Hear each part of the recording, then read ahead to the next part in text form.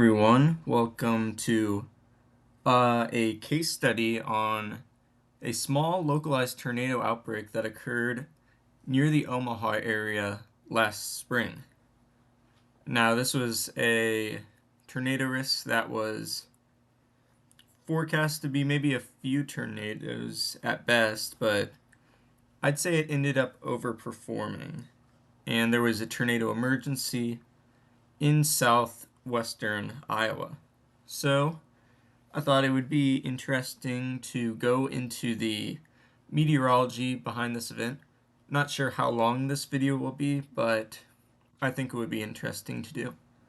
So, overall, this was an event sort of dominated by two supercells. You can see here with the radar, one to the north that produced an EF3 that tracked north of Omaha, and then a second supercell to the south. That one produced a large tornado over a mile wide, but thankfully that occurred in a pretty remote area. It didn't hit too many structures, and it only ended up being rated EF1, which just goes to show how fortunate some of the nearby towns were that they weren't hit directly by the tornado. So, here we are. There's the first tornado that occurred in Nebraska. Wind speeds were estimated at 140 miles per hour with a maximum width of 170 yards, and it tracked for 8 miles. This is a tornado I actually saw myself while storm chasing,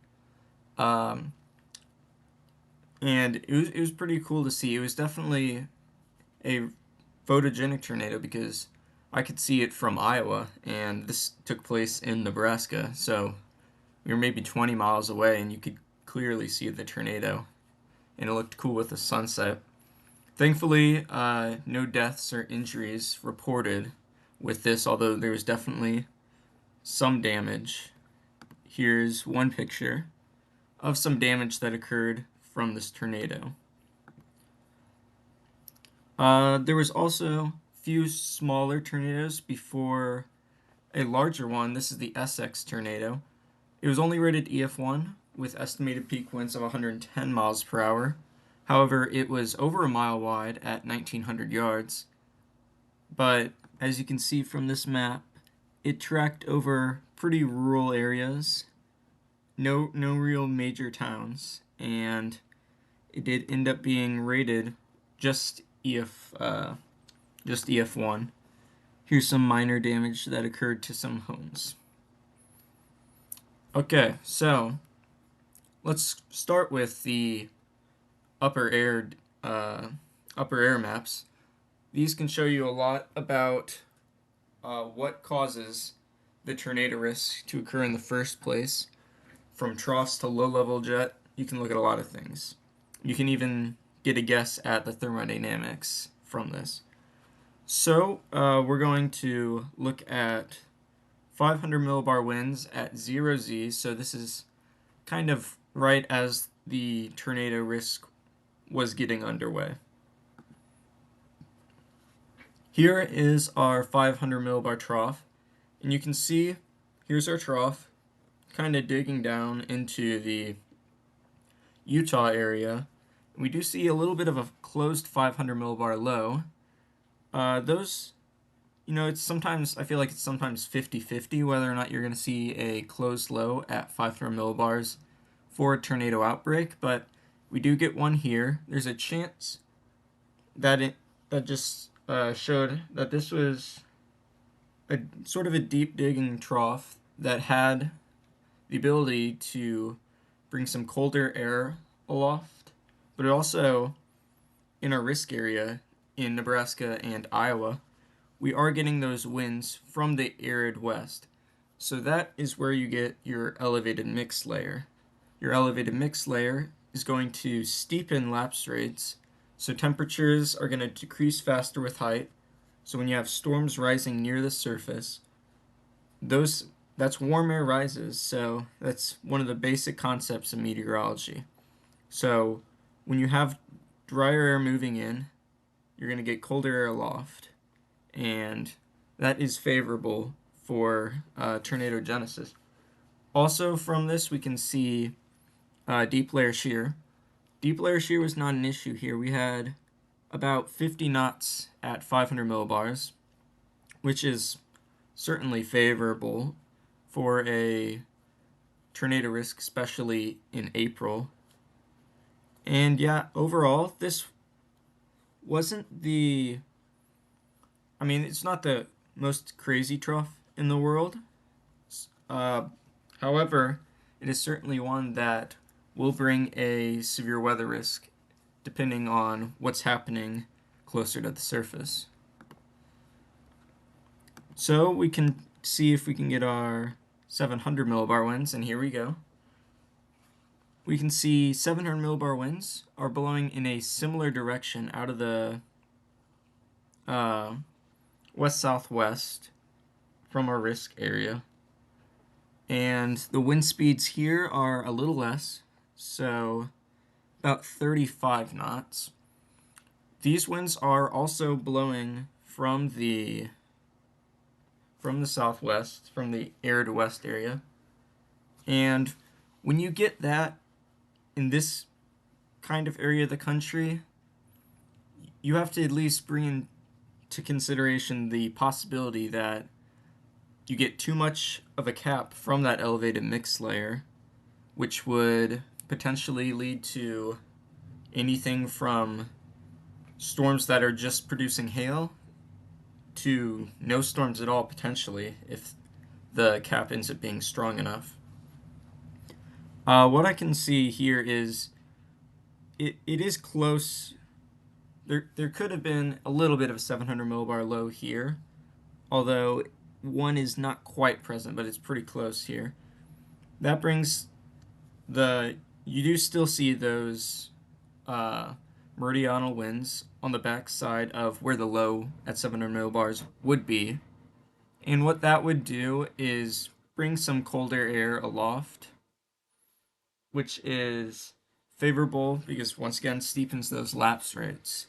But overall here, no glaring issues. It's just, will the cap be too strong to break and to allow storms to become surface-based? And the answer ended up being no, the cap was not too strong, although for a moment, we'll look at this a little later, the storms did seem a little elevated at first.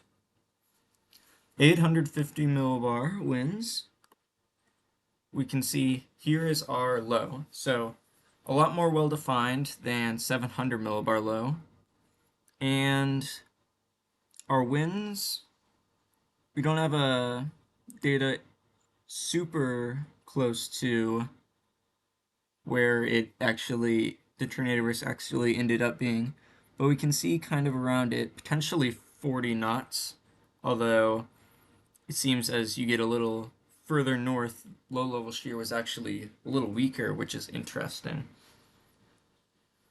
One thing we can tell here is that our 850 millibar low is actually to the west of the storms. That is something that you can look for, and it ends up being more favorable for a tornado risk because it causes those low-level winds to become more backed. And when you have more backed winds, you can bring in moisture better, and the photograph shape just improves overall. So, from what we've seen here, the tornado risk, there is certainly a tornado risk. It didn't look like there's nothing off the charts here, but it was definitely a situation where you would want to at least consider the idea of a few tornadoes. One last thing here is the 925 millibar winds. I don't think we have the surface winds. Oh no, we do. That's nice.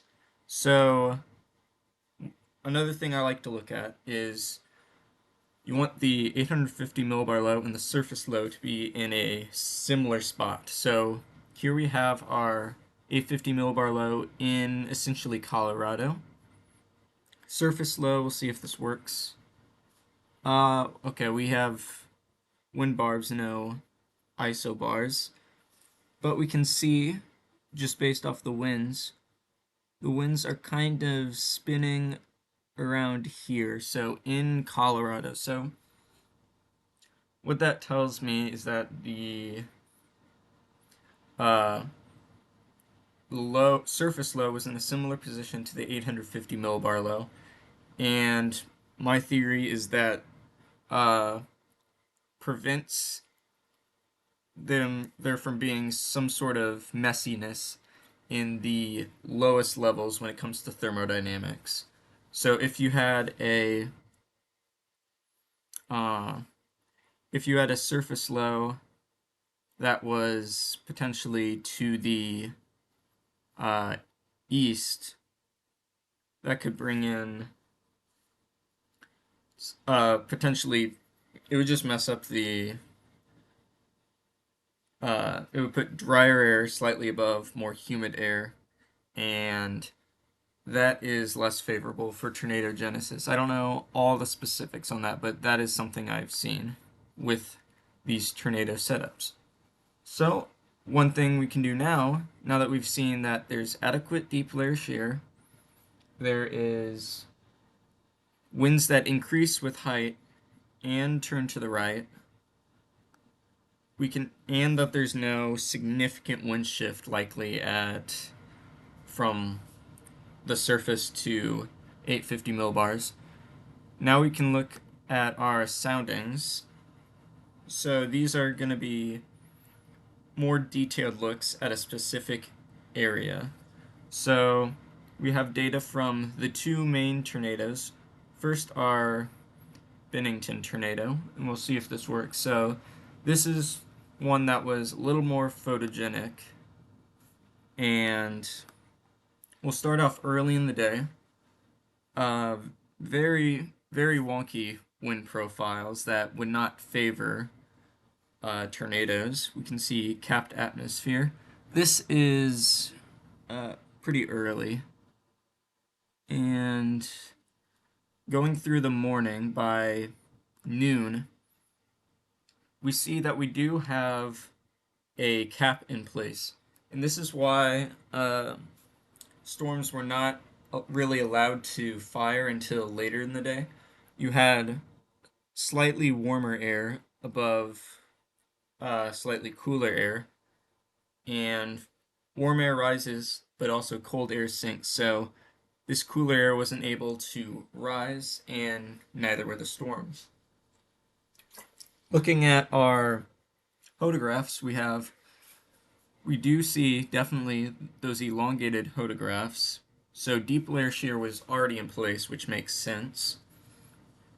And our low level winds are very weak at this point. So low level shear was very weak to begin with. You had a cap. So this suggested that we could potentially start off with storms that produced hail and not much else, which is kind of what happened.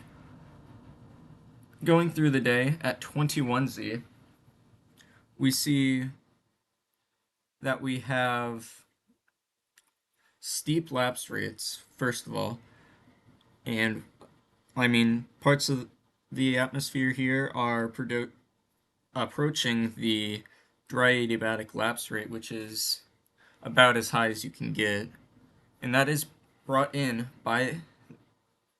caused by that elevated mix layer. That elevated mix layer is being transported by these stronger winds in the upper levels. So that created elevated instability at this point. We can see here, 6 kilometer winds are 55 knots. In April, especially, that's just going to bring in plenty of dry air loft, steepening those lapse rates. Moisture, we do have a small inverted V sounding, which is often favorable as long as the temperature dew point spreads aren't too high. They are a little on the higher end here, but nothing impossible to work with. And like we've discussed before, we do have that cap in place. Low level shear remains weak here. However, we do see that increase in winds at 700 millibars, or 3 kilometers, denoted by that 3 there. So the winds at 700 millibars increase. And what we see is we don't see significant increase in the low-level shear. Now, this is interesting. Usually, for most tornado setups, you would really like to see a strong increase in winds from 0 to 1 kilometers. Here, it does not appear that that happened, and I'm not 100% sure how that affected the tornado risk. A setup like this would favor at least storms that would produce hail, but we do definitely see at least a photograph that would favor strong storms and supercells. So according to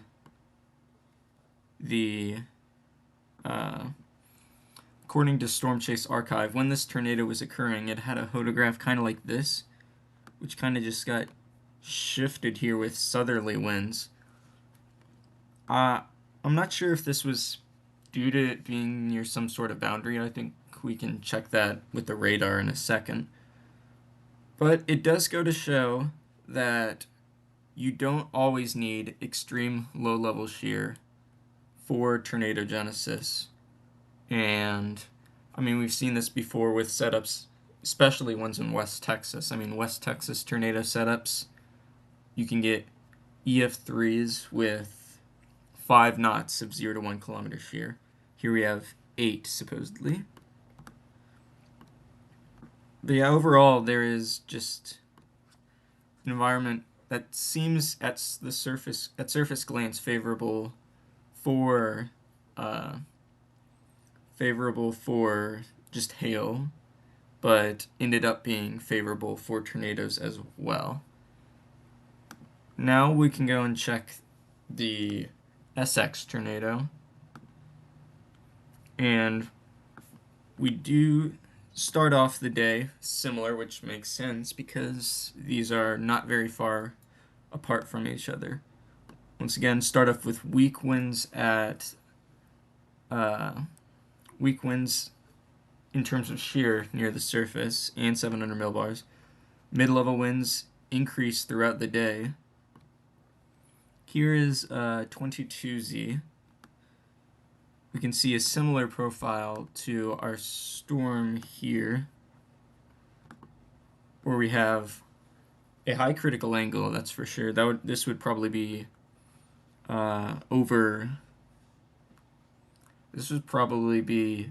over 100 knots, or not 100 knots, 100 degrees for critical angle. Both showing that cap. Once again, those almost zonal flow aloft, transporting in that elevated mix layer with steep lapse rates and a cap. But the difference we kind of see here is we do see that low-level shear increase. And we can see it was low-level shear, 0 to 1 kilometer shear here is 15 knots at 0Z. And then just 2 hours later, it jumps to 37 knots. So this is kind of interesting. I'm not sure if the actual environment for our other storm did something similar, or if it truly was a very weak low-level shear here. I know I took a sounding from near this tornado, and it came back with like 20 knots of 0 to 1 kilometer shear, so I'm not certain which environment is the most accurate. But looking at this one, we do see more shear that comes into place. So if you want to look at storm relative velocity, 400 to 500 knot, or meters squared per second squared, of storm relative velocity, we do still see those strong winds aloft maintaining themselves. In terms of the actual winds at 1 kilometer, we can see they're almost 35 knots, which is an increase from just almost 25 knots. So that's only about a 10 knot increase in the winds at 850 millibars. But we see shear go from 11 to 37. So that, at least based off of these soundings, is due to weakening surface winds. Now, weakening surface winds will technically increase the low-level shear, and low-level shear is favorable for tornado genesis. However, that often comes with a trade-off. So my theory is that when the surface winds are weak, but the winds just above the surface, or a little bit above the surface, maybe 1 kilometer, are a lot stronger, you get a lot more warm air advection aloft. That increases the temperature above the surface at a faster rate than the temperature below the surface. So that's going to be warm air above cooler air. That is a bit of an inversion. And that may be what's happening here. Because we can see or a little earlier in the day at 0Z, our 0 to 3 kilometer lapse rates are 7.3. But when our tornado is getting underway, they're down to 6.4. We see the temperature profiles get a little more saturated, and the lapse rates at near the surface get a little weaker. So I guess this could be, I'm not certain, once again, how accurate this sounding analysis is, or proximity sounding, but it could suggest that being maybe near a warm front or boundary or something, that the shear increased, but as the shear was increasing, the low-level thermodynamics were getting worse, which could explain why this tornado genesis period didn't last an extremely long time. So you didn't have this storm tracking across the state of Iowa, being tornadic. So I'm not sure if something similar happened with their storm up here, but that's my theory as to why these storms didn't produce tornadoes for extended periods of their life, because they traded low-level thermodynamics for more shear, and that would open a window for tornado genesis. But once those low-level thermodynamics get bad enough, it becomes too much for the storm and it can't produce a tornado. Okay, so just for fun, let's look at our radar. So we can see at 2 o'clock we have nothing going on really. Storms will fire around here. By 3 o'clock or so, we see potentially stuff starting here, and then by 4 o'clock we see this might be our first storm, and I assume it increases, and in just 30 minutes it goes from basically nothing to a decent storm. At this point, we don't see any real rotation, but the storm is certainly there. It's got a decent shape to it, not for tornadoes, but for maintaining itself. 5 o'clock, we get additional storms to develop out in front of it. Currently, our storm uh, definitely has that supercellular look to it, but at this point in time, still nothing with the tornado risk. But given how discreet that was, the storm was, which makes sense because 500 millibar heights weren't falling at any major rate, which is uh, something we didn't really talk about, but it is something that I noted. By 5:30, our storm to the south has probably quite a bit of hail going on, and tornado risk still nothing too imminent. We can see some outflow produced by the storm or some sort of boundary. I'm not as familiar with the specifics when it comes to uh, radar, and I'm more knowledgeable about the forecasting side of things. But I know enough to kind of talk about this a little bit.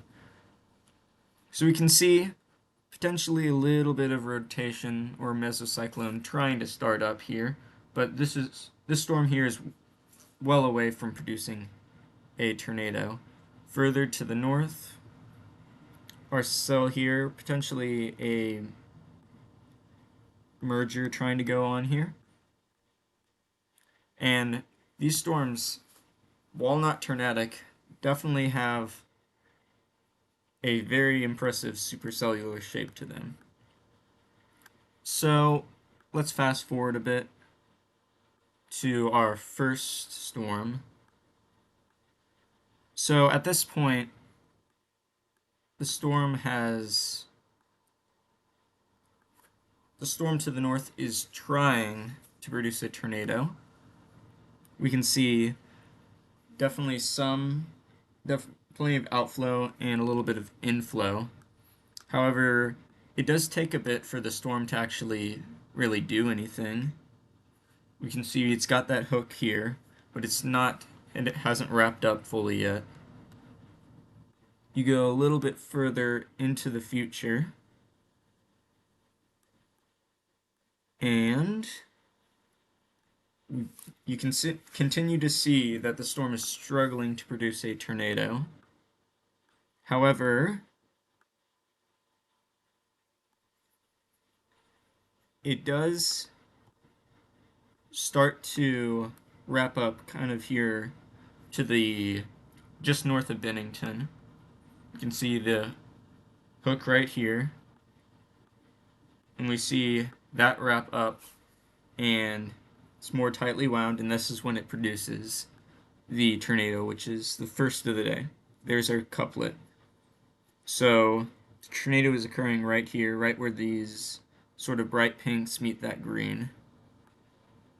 This tornado didn't last an extremely long time, but it did last for a little bit, and eventually this tornado sort of dissipated, and really the show was over for that. It was still rotating or trying stuff for a little bit longer, but eventually it just couldn't really produce a tornado. You can see it got another hook there with a little bit of a couplet, but not a strong enough couplet, and it failed to produce a tornado. So we can shift focus to the storm to the south. While all this is happening, the storm to the south is still a mature storm, but not with any tornado at the moment. I'm not sure exactly the exact moment all the tornadoes were produced. This storm produced the most tornadoes, most of which were weak until the larger one in Essex. So, storm definitely has a hook to it, but no extremely tight couplet. Going further in time, we can see there's definitely more of a couplet here, and I wouldn't be surprised if it was producing its first tornadoes at this point. let's see exactly when the Essex tornado started, which is the biggest tornado of the day in terms of width, which was over a mile wide. 8:32. So at 8:32, this is when the storm was just getting started. And okay, we don't have a perfect county to pick for this, but we can see a very large hook and a little bit of a hail spike. I'd assume that would be hail because the tornado wasn't lofting an extreme amount of debris at this point, I would guess. Yeah, tornado hadn't started yet. So this storm had large hail for sure. And here's our storm, and it's definitely an impressive storm as it approached Essex. Our velocity couplet was very strong, and this is what prompted the issuance of the tornado emergency. Thankfully, there were no extreme impacts from this tornado.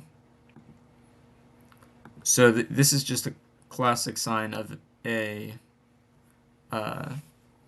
strong tornado underway. It's got that classic supercell look to it.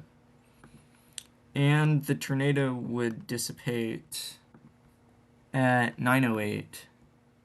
So this was on the ground for a little bit, for sure. Eventually we see, here's our tornado right up here. We see it kind of just spin back up into the storm, and couplet starts to weaken, and right about here the tornado lifts. You can still see there's a tight couplet there, but their storm might have been going elevated at that point, and it would have struggled to maintain any surface-based nature. And that storm ended up, I believe it didn't do much after that. Maybe drop some hail or just be an impressive storm in general. Okay, so that I think will do it for this case study. I hope you enjoyed. This was the first time I've done anything sort of like this, so hopefully it turned out well. Thank you for watching.